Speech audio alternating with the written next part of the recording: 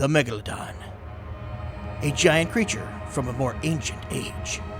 My God. A giant shark that'll eat you if you get too close. So don't get close and don't go looking for it. Yep, Baxter, this thing puts Jaws to shame. Wow. So, the first step to defend yourself against one of these things, as always, is to Know thy enemy. know thy enemy. Know thy enemy.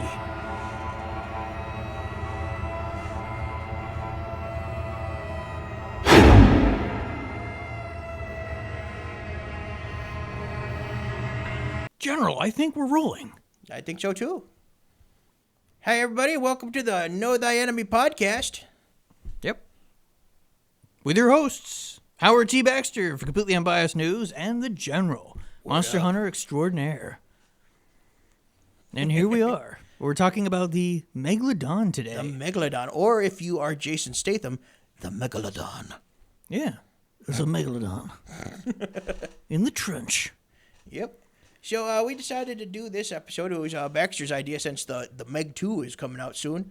We should talk to you guys about one of the lesser-known sea creatures out there, sea monsters, and honestly, one of the scarier ones. Oh, absolutely, 100%. I'm a huge Jason Statham fan. I thought the Meg 1 was pretty funny. That was pretty fun. You know, the Meg 2 looks like it could be even more fun because they got all the different sea creatures and whatnot. Meg 2, it seems like they really figured out exactly what they're doing with it. They're just deciding to have a lot of fun with it. A lot of fun with it. But yeah, I mean, think about it, General. So, you know, we always do the thing at the beginning where we set the stage, but the depths of the ocean is really scary. They're so dark and black down there. You can't see anything. It's just an abyss. And we don't know what's down there. We've explored, I mean, you know, we've been to the moon, whatnot, but like, we haven't even explored our own oceans. Yeah, we've only explored between 5 and 10% of the oceans. There you go, exactly. Which is terrifying to me. Oh, it's absolutely terrifying. I have no idea. Freaking Cthulhu's probably down there.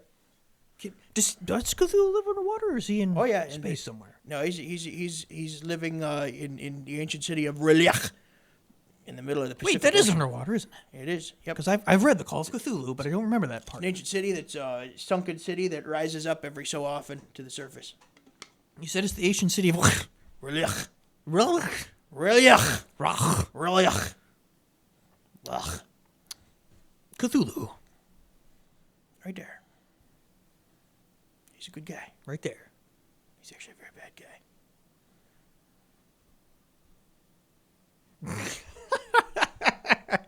So, in case you missed it, in case you're just listening in, we're just goofing off right now. Be sure to head over to YouTube and watch it. So, Baxter, let me set a scene here for you. Well, obviously, you're on YouTube already. This is in the future when we're on other One platforms. day we'll figure this podcast thing on out. Other we promise. streaming services. One of these days we'll be good at this. So let me set a scene here for you, Baxter. All right? Okay, yeah. You're in a submarine. Well, I love Preferably not a submarine with a group of billionaires, because those too soon, maybe. those turn you into soup. Ooh, But terrifying. kind of funny though. Well, It's kind of. yeah, maybe It's just the sheer stupidity of Well, it. We won't talk about that. Though. We won't talk about that. So, sure, fine. You're Okay. in a submarine. In fact, you're in a submarine with James Cameron. You're going down and you're looking at all kinds of stuff under the water all the time. He's kind of full of himself. I don't know. Yeah, so you're already bored from listening to James super Cameron. bored listening to James Cameron. Just he takes out his film Oscars. And he's just sitting there, and he always brings them with him on the submarine. He's just shining them and stroking them, and very much like, look at me. Ooh, I have the top spot of the box office. Ooh, I made a movie about blue people. Ooh, which I look really blue right now in this particular camera. We got these new lights. They're supposed to be behind us on the wall, but they're not bright enough. I'm very mad, General. We'll get him some help. But wait a minute, are we setting the scene here about the Megalodon? Yeah, so you're in their submarine. So yeah, you're freaking out about your lights while James Cameron is talking about his Oscars and everything. I was just underwater making this The deeper stuff. you get, you feel this big thump against the side. And you go, what was that? And the guy who's piloting the submarine looks at James Cameron. James Cameron looks at him. They both agree, it's probably just the metal settling on the submarine, just the pressure difference. Because we're there's 20,000 leagues into the sea. Yeah. Maybe, I don't know. And there's another thump. And another. And you're like, what the hell is that? And you look out the front viewport, and all you see is a giant betoothed maw of just rows upon rows of teeth coming at you, the razor sharp, coming at you real fast, and then it eats the whole submarine, and you die. You get eaten, Baxter. You get eaten by this Megalodon, Baxter, and you die. Megalodon eats you, and it digests you, poops you out, and you end up on the bottom of the ocean. And so kind of like if you went down with some billionaires, so I guess it wouldn't really make a difference whether you went down with James Cameron or you went down in the Ocean Gate thing. But what's so cool is I ended up beforehand slipping on a exoskeleton suit that was super strong, so obviously it didn't have any effect, and I was able to slip through the teeth while everyone else went inside, deep inside the depths, like Jonah and the whale went inside the shark, and they're in there, and I sink down to the bottom. I sink down there with my exoskeleton suit, and just then I see you down there. The general sat at the bottom of the ocean for who knows why. And then I wake up, and it was all a bad dream. Yeah, there you go. That's perfect. That's always the best way to do it. We're in a snow globe. So, yeah, Megalodon is a prehistoric creature. It was a creature Did it exist? Yes. So we're pretty damn sure. We have fossils that we have named from the actual scientific name. Which is Greek, probably. Yes, it's Megalopolopoulos. Otodus megalodon. Otis Megalodon? Otodus. Otodus megalodon, which megalodon just means big tooth. Yeah, I did read up on that a little bit, too, that it just means big tooth. Which the megalodon was an offshoot of shark. It's not like an ancestor of the modern shark. It's more of an offshoot, a different line of the animal kingdom from the modern shark. They're relatives, but they're like they split off from each other millions of years ago. So it's not a dinosaur. No. It is literally just a giant shark that existed in the time of the dinosaurs, and actually before them, the megalodon came around before the sharks or before the dinosaurs did. All that we've ever really found of a megalodon is just its big toothy mouth, because sharks, as a whole, for millions of years, have... all we've ever really found of a megalodon is its giant toothy mouth, because sharks, believe it or not, have very not dense bones, or very, very light bones, a lot of cartilage rather than a super bony skeleton, to help them to swim better and to stay swimming better.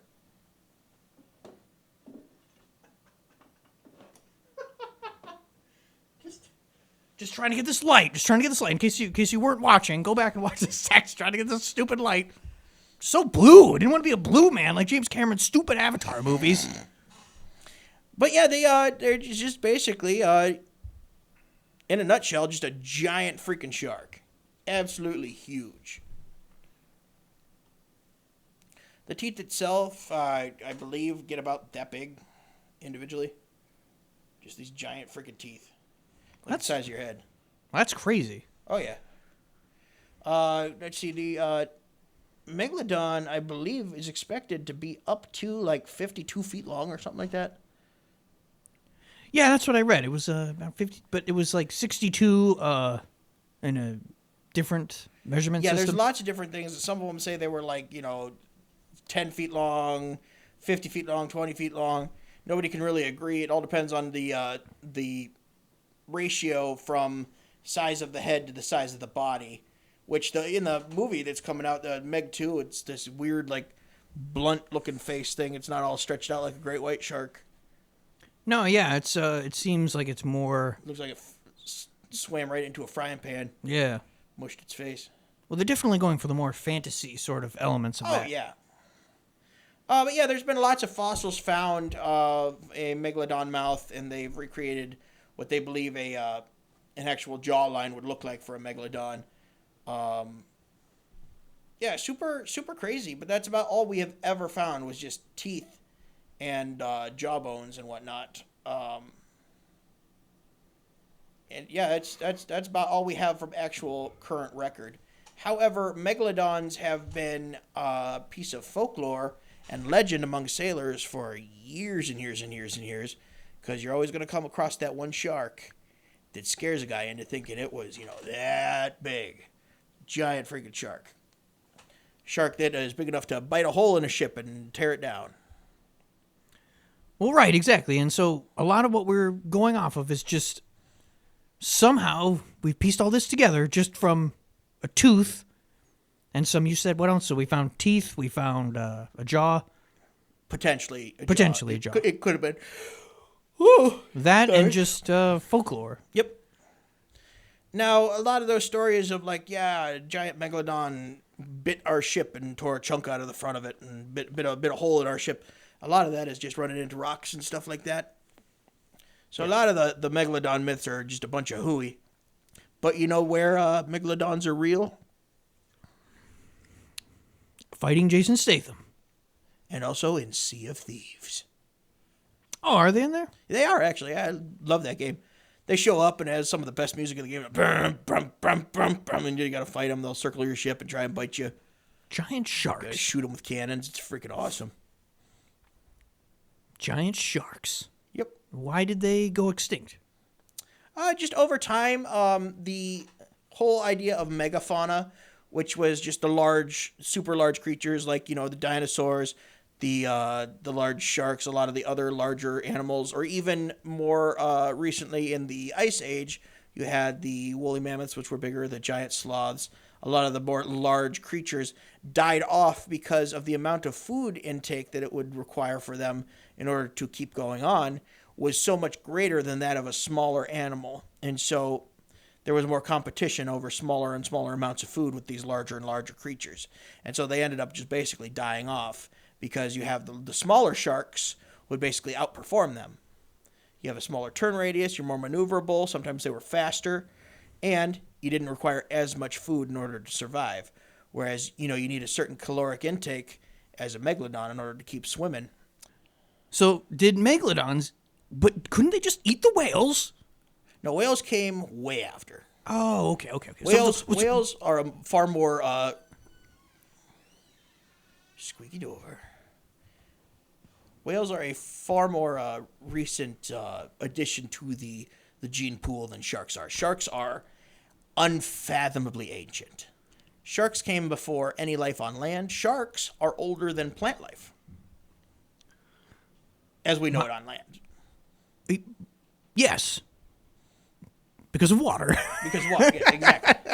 But that's what's so fascinating. Again, it's the whole idea of we don't know in the oceans what's down there and what could have survived all these thousands of years, millions of years, billions of years. We don't know how long they've been down there. Exactly. And that's another thing with like shark fossils and stuff like that is fossils that come from the ocean are so much harder to date and to actually figure out what the animal looked like because everything is disturbed by ocean currents, ocean saturation, bottom feeders, things like that. Things rot differently in the ocean. Barnacles. And things fossilize different in water than they do on land.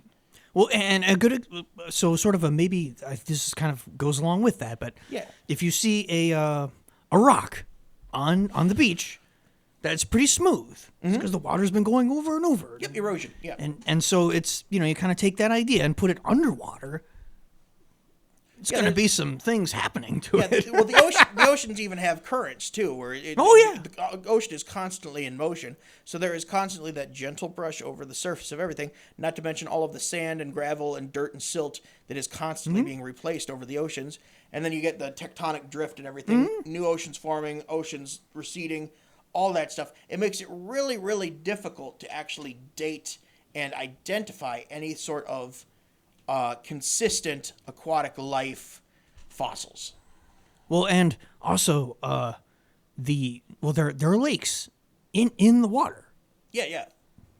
Which is not really water, I guess. It'd be more like It is. It's actually it's different density of the water. So it is technically still water. It is. Oh, but it has a different property, right? It's just sort of like mercury in there or something like that. It's basically more saturation of the oxygenation of the water, the temperature of the water. You can have hyper chilled water, which will sit underneath normal water, but because of the pressure will not form ice. Sometimes it has different mineral properties, and that will cling to itself to create these large lakes. And also you can have something called, where the water basically becomes anaerobic, where it has less oxygenated material in it, and that will actually sit and become a toxic pool at the bottom. Right. They're very common around like deep ocean vents, where you get the volcanic vents at the bottom of the ocean and things like that. Yeah, it's really interesting to see when you go. You see these deep divers, and wherever they are, and they're looking, and they find a pond in the ocean. It's just very bizarre. Yeah, it's super weird, and that's another thing. The ocean is so freaking mysterious that we have no idea half the shit that's down there, and it's terrifying. Right, and that's a big part of this episode is that, we just don't know. It's so dark down there. There could be krakens. There could be giant, whatever, dinosaur creatures you'd find in Star Wars or something like that. We have no idea. Godzilla. You never know. Cthulhu's down there too. They're having tea. Yep. Godzilla. Having a tea party right now. Having a tea party. Well, yeah, like the giant squid, that's another thing, or it's a deep dwelling ocean creature that does not have a solid skeleton. It's all either cartilage or musculature. They only have one real bone, and that's just part of their dorsal structure, where when those things die and rot, you don't get any sort of a fossil record other than just the imprint of the creature that was there. Sometimes you get like a flattened. So we have stuff like cephalopods and things like that we found, but those are usually the bonier ones, the ones that have more of a skeletal structure. Any of the soft-bodied things, we just don't know what happened in the fossil record, or what exists today. Things that have evolved to survive solely in the deep trenches of the world. I mean, the giant squid. We just recently, I think it was like 10 years ago, we finally caught one on camera alive. Oh, I remember that. For the first time. Giant and it was squid. like, it just went right past the camera, and it was over like that. But it's funny because that has been a creature that has been in legend and folklore and myth and people reporting it for hundreds and hundreds of years. And we finally just got a glimpse of it. And it is real. Like, yeah, every once in a while you have a dead one washes up on a beach. But that's always real fascinating too. And then, of course, it's been, maybe there is a even bigger one, like the kraken. It might be something like that down there. I don't know.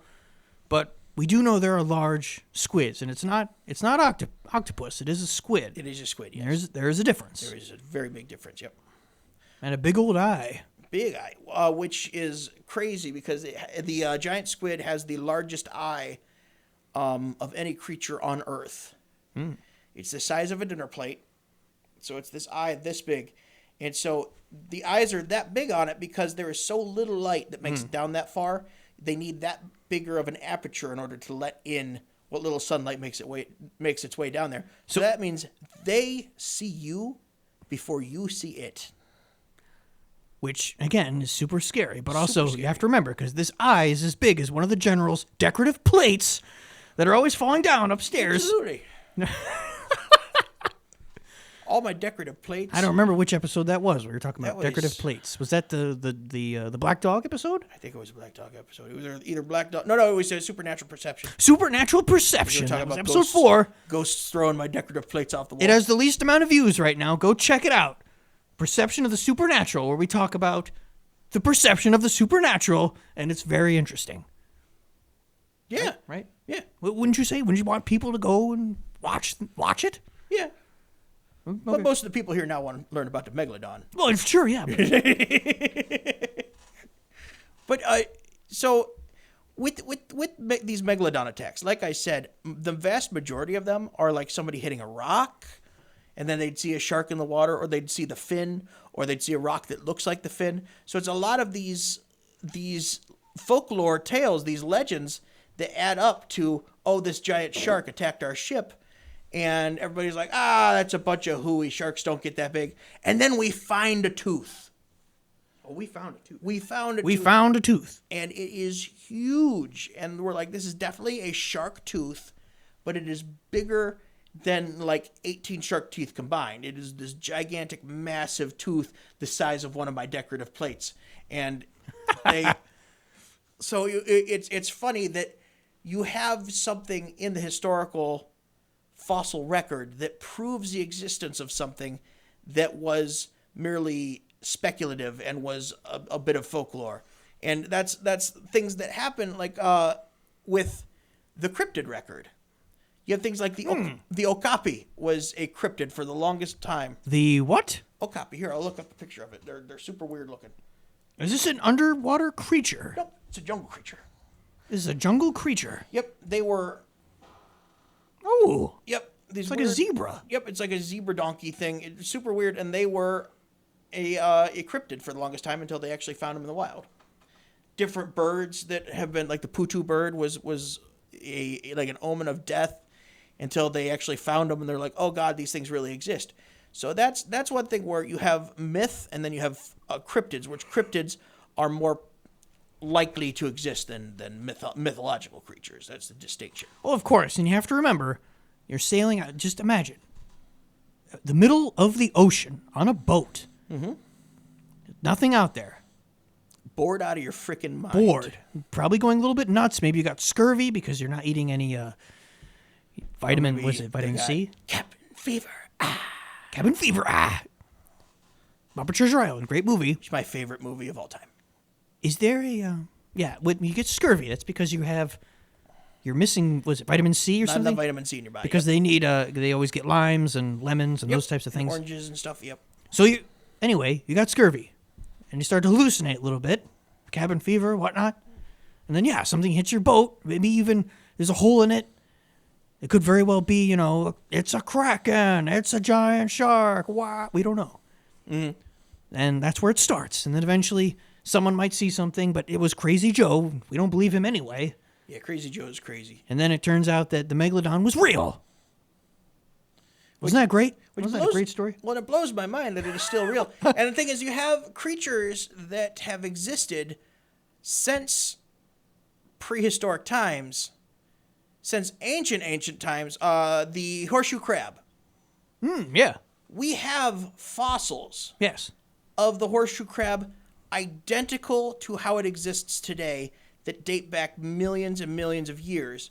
So that means that evolution has not touched that sucker in all that time, because that is peak form for what that type of critter should be. And so the horseshoe crab is an example that something from the prehistoric age can exist into the modern day. Exactly. So does the Megalodon exist way down deep down in the ocean or not? Probably not. We would have probably encountered today? it by now. But you can't entirely rule it out, because you always get these people that claim they see it. They're out on their yachts. Yeah, we saw a Megalodon when it was attacking a school of whales and blah blah blah blah blah. So a modern Megalodon might eat a whale. True. Or you end up with these whales that have a huge freaking bite out of them and stuff like that you find. And it's like, what took that giant chunk out of it? Terrifying stuff. Yeah, that's one of the interesting things is that it, because you find creatures like that have fossils next to dinosaur fossils or whatever, maybe, I don't know, whatever. I'm saying that you find that time period and then you're like, oh, okay. So did they, the point is like exactly what you said. I'm just saying it's a very long way. Where could they exist to the modern day? Yeah. That's the idea. Like Nessie, is Nessie a plesiosaur? Mm-hmm. The giant squid, is that a prehistoric animal that has just reached perfection, peak evolution, to where it's not going to change anymore? That exists in the modern day. Well, the alligator today. I was just going to say. Yeah. Any of the crocodiles, alligators, crocodiles, garvials, things like that. They are a holdover from prehistoric time, albeit a lot smaller, because again, it's that idea of megafauna do not thrive in a modern world because they all die off. The smaller ones tend to thrive. They do more. better, yeah. There's just not enough food or, whatever, and they can't survive in the environment as it was. So they eventually just get smaller and smaller until they are into to what they are now. And because there were huge crocodiles too. Yes. That they have a name, and I can't remember the name, but I can't remember it off the top of my head either. But yeah, it is giant freaking crocodile. Yeah. Huge. Well, hell, they even had the it's crazy. What was it, the gigantoboa or something like that? The giant snake that was like this gargantuan, like 120-foot snake. Yeah, that sounds familiar. Preposterous, the size of some of these things. It's insane. It's crazy. And so, again, with the Megalodon, it's that concept of, is it actually still a thing? Or is it, like you said, just a bunch of hallucinating sailors? Or sailors that ran into a rock and decided that telling their buddies that, oh, we saw a Megalodon is much better story than, oh, Randy sailed into a rock. Oh, that too, yeah. It was definitely a Megalodon. I didn't crash. I wasn't drunk on duty. And it was this big. It's that same idea that has existed for as long as mankind has, where exaggeration makes for a better story. Oh, 100%. Embellishment. Yep. You get back to shore, and you tell all the ladies that you're popular. Oh yeah. So yeah, it's become sort of a pop culture icon where it's moved into a lot of different movies. Jaws kicked off a lot of the shark fever stuff, so you have Shark Week every year now. The Meg featured a gigantic freaking shark, an actual megalodon. You have the new movie coming out. You have some video games like Sea of Thieves. They have a megalodon in it, and it's one of the main PvE things that you can fight. They just spawn on your ship basically, and you have to take it out. You fire cannons at it. It's really? Safe. Yeah, they just you hear the music first. You'll be sailing along. Dun dun dun dun dun dun dun. So they're definitely taking a cue from Jaws. Yes, absolutely. Where the dun. Yep, you get the loud strings and brass going, and then it comes out of the water and it comes after you, and you have to fight it. You got to keep shooting it until it dies, or you sail cool. Or you sail away as fast as you can, try and outrun it. Well, that's pretty cool. And then there's the Sharknado. Sharknado. Yep. I don't know. There's 10 of those now. I don't know. I haven't seen any of them. Yeah, Sharknado. I know. I haven't seen any of them. But Sharknado 26 coming out next fall. But I mean, again, they're fascinating. And then I see all these divers all the time. They're just going down there, and a tiger shark will come around or something, and they just kind of put their hand on it to kind of shoo it away. Mm-hmm. You got to be careful. Well, and that's another thing is that people forget. People are fascinated with sharks. These wild animals that will kill you and eat you because they're animals. And, well, they only really attack people, by and large, who thrash in the water. In order for them to actually activate their feeding response, they have a very primitive brain. So in order for them to activate the feeding response, you have to behave like a prey creature. So if you're in the water and you're thrashing around, you are marking yourself as easy prey. That's why divers are able to do that. Just push the shark away. They're not going to bother you, like whatever. But the second you start behaving like a prey creature, they're going to attack the hell out of you because they are big dumb and they can't tell, oh, that's a human, that's a fish. They just go, is that food? Yes or no. They're not as smart as a megalodon. Correct. Well, maybe. Who knows? I think a megalodon would be pretty dumb too. Just bigger. Yeah, but would it be dumb because its brain is bigger? The size of the brain relative to the creature is more what does it. And it's also the brain structure. It depends on how much of the brain is developed. Just because you have a big brain doesn't mean you're smart.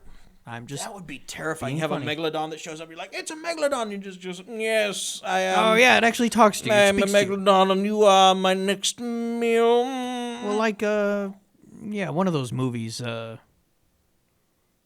Finding Nemo? There's a shark, right? Yep. Australian shark. Bruce the shark. Yeah. Fish are friends, not food. Yeah. Well, there's a great example actually. He starts smelling the blood in the water, and literally. It immediately turns on the feeding response. Turns it on. Primal instincts kick in, and So, Feeding time. like with Jaws, that was just a big shark. Like that wasn't a megalodon. That was just supposed to be just a giant great white shark. Big white shark. But ever since then, in media, you keep having to have bigger and bigger and bigger and bigger sharks, to the point that once they found that freaking tooth, and now that megalodons are an actual studied prehistoric phenomenon, now you get movies like The Meg that it's popularizing megalodons, and that for me is quite fascinating. Yeah, I'm definitely here for it. I mean, again, it's completely unexplored down there. I mean, well, not completely unexplored, but there's a lot that we still don't know, and that's scary. Oh yeah, and they're finding new creatures new fishes every month. Like they're finding new species of these things, of everything. It's really quite crazy. I mean, they found a sea snail that has a shell that is made of iron. That lives on the deep ocean vents. You know those volcanic vents. The geothermic vents. Yes. There's these. Australia. Some of them are near Australia. Oh, yeah. I don't know. They're all over the place. It's always Australia in the water for whatever reason. Anywhere there's any sort of geothermic, any sort of tectonic or volcanic forces, you're going to have these vents. But there's these snails that live down there on the vents, and they have adapted to survive in these super extreme temperatures, and they have shells that are full of iron. So they have these black iron shells that feed off of little microbial beings that live down there in the vents, that come up out of the vents. And these iron shells protect them. Yeah. Fascinating. From other creatures to come down there and decide they want a really hot snail. Well, they've been able to thrive because maybe they don't have a natural predator. Mm-hmm. And it just goes to show to me that the megalodon in the modern age probably does not exist in real life, simply because the things that do exist are so much more strange and small. Think like the anglerfish, that ugly sumbitch with the big teeth, and it's got the little glowing bobber off the front of its face. Yeah, the stuff that live in the deep oceans are more like that weird, super niche creatures that have adapted to very specific things rather than just big shark. Exactly. So, does the megalodon exist in the modern age? You cannot definitively 100% say no. Like, you cannot put a stamp of truth on it that it doesn't exist. But the probability is extremely unlikely. It's more than likely unlikely. Definitely unlikely. Possibly unlikely. Yeah, it's more than likely unlikely. More than likely unlikely. And even then, you never know. You never know. But now that we know thy enemy, how the hell do you defeat this thing? Well, with a shark attack, what you're supposed to do is you're supposed to take your hand, put it in almost like a knife hand position. You're supposed to aim for the eyes or the gills. Are the main way to hurt it in order to get it to let go. But the thing is, if this thing's a friggin' 50-foot shark, how are you going to reach the eyes? Hopefully you have a gun or a harpoon that you can shoot at the eyes. Well, harpoons are pretty cool. Or hopefully you have a buddy that's a good swimmer that can go over and kick it in the gills or something like that. But Yeah. I'd say if you're attacked by a megalodon, you're more than likely boned. I mean, unless you got unless you got Jason Statham on a little skidoo with a samurai sword, what it looks like. It didn't look like you had like a katana, a samurai sword. I originally thought it was a samurai sword, but unfortunately, no. It looks like it's some sort of specialized harpoon pull type of thing. But so I lied when months ago when I said it was a samurai sword. I thought it did look like one. But even when we saw Oppenheimer in the trailer, it would have been so cool. But it looks like it's some sort of like pike, which is pretty cool. That makes me very happy because if it was a samurai sword, that's a bridge too far. Now you're literally, jumping the shark. Ooh. If you're not familiar with that term, that means the film has gone too far. This is ridiculous because apparently there was a famous scene. That's what it was. I believe it was the what's that sitcom with his name? He's Fergie or where everybody knows your name. Days of Our Lives? No, Cheers? Not Days. Cheers. Yeah, in Cheers. So there was a scene where the guy that everyone likes, the greaser guy. Yeah, he's still in stuff. the Fonz. He jumped a shark. That's awesome. That's where that comes from. If I'm completely wrong, tell me in the comments. But I believe that is where that term comes from. I didn't know that. That's fun. Because he actually jumps a shark. So now it's just a saying. Don't jump the shark because you've gone too far. So I imagine that was in the Cheers later days. Must have been. And I'm over here, Fergie? Fergie? Earther Fergie? But yeah, so I don't know how you would survive against, like, literally just become friends with Jason Statham. That's a good way to survive most things. I think so. And maybe one day, if we ever get that submarine working, General. That thing's a piece of shit. On an episode of The Adventures of Baxter and the General. Maybe one day we'll travel down there and fight a couple things. But who knows? I tell you what, I am done making homemade submarines. That's for sure. Fair enough. That's a good way to get turned into soup. Oh, no. Oh, no. I didn't know we were turning it around to that. But oh, yeah. Oh, my God. Oh, man. Bring it all back soup. home. Well, thanks for spending time with us here. Thanks for hanging out with us, talking about the big sharks. There's a little bit of a shorter episode today, but yep. we'll have those sometimes. But thanks for hanging out with us. And please like and subscribe. Yep. If you enjoyed this, please share the video with your friends and family. It helps out with the algorithms to hit that like button, hit that notification button, which is the bell, to defeat the evil algorithms and get us out there. Mm-hmm.